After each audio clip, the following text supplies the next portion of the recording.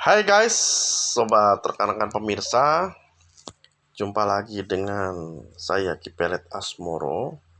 Saat ini saya akan menyampaikan kisah mistis kuntilanak minta janin.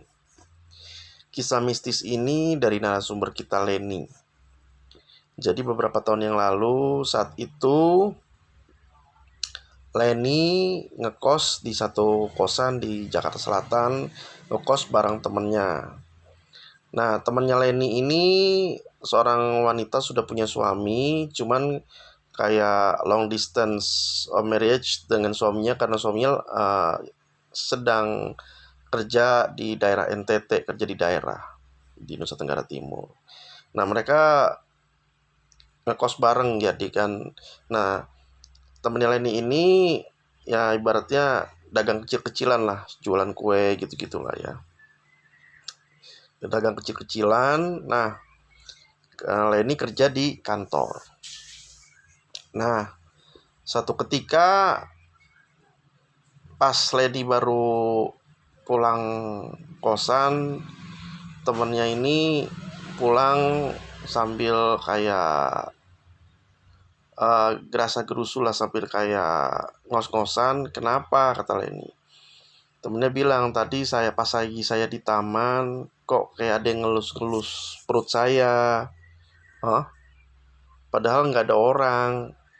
Nah, nggak lama kemudian kejadian lagi. Berapa hari kemudian, temennya lain ini, temen satu kosan ini lagi mandi.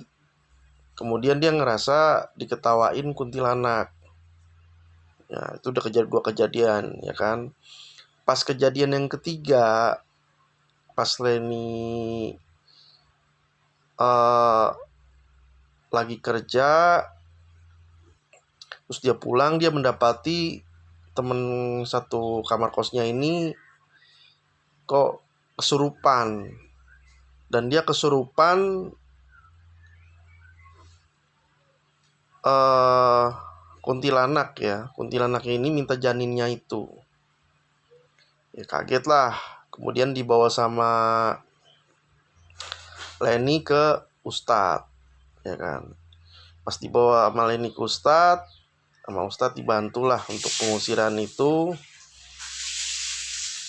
Ya, tenang lagi. Nah, melihat kondisi sudah 3 kali diganggu sama Leni, akhirnya Leni memutuskan satu hari dia yaudah ke temen ini, kamu bed rest aja, saya temenin.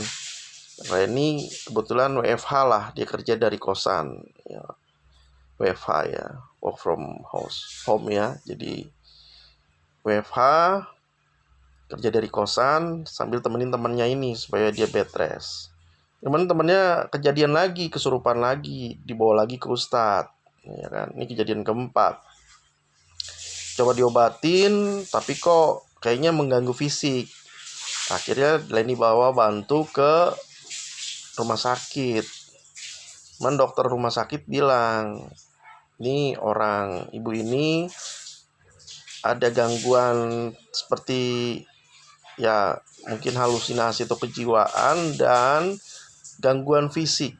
Jadi ibu ini kelihatannya juga nggak kuat untuk membawa bayi ini. Bayi ini sebaiknya segera dilahirin saja supaya untuk amannya. Karena kalau enggak, takutnya ibu ini nggak mampu untuk terus merawat bayi ini dalam kandungannya, karena kelihatannya ibu ini agak lemah fisiknya. Akhirnya ya dipersiapkanlah untuk segera kelahiran prematur.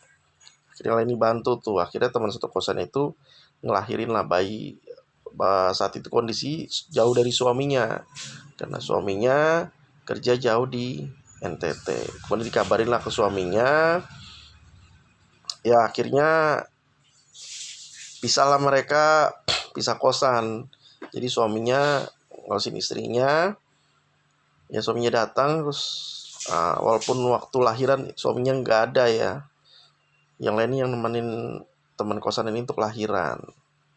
Sudah lahir baru dikabarin ke suaminya. Akhirnya suaminya datang, juga ada keluarganya datang juga dari kampung. Jadi mereka kontrak di rumah.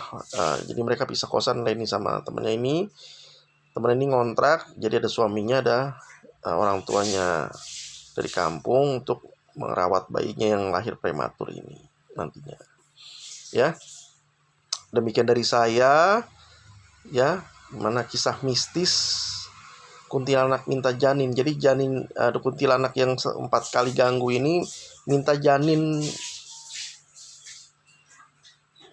temannya Leni ini, ya, terus mengganggu hingga akhirnya harus lahir prematur.